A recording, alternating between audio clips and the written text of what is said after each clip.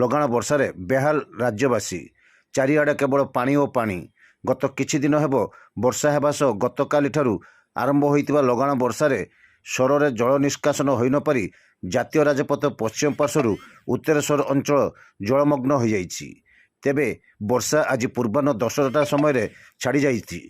ଉତ୍ତରେଶ୍ୱର ପରିବା ବଜାର, ମାଛ ମାର୍କେଟ, ଟ୍ରେକର ଷ୍ଟାଣ୍ଡ ଆଦି ପାଣିରେ ବୁଡ଼ିଥିବା ବେଳେ ଅଧିକାଂଶ ଲୋକଙ୍କ ଘରେ ପାଣି ପଶିଯାଇଛି।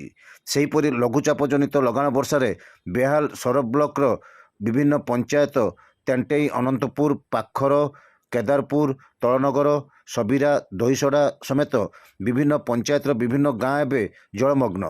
ଦହିସଡ଼ା ପଞ୍ଚାୟତ ଜଗନ୍ନାଥପୁର ଗାଁର ଘର ଭିତରେ ସୁଅ ଖେଳୁଛି ପାଣି।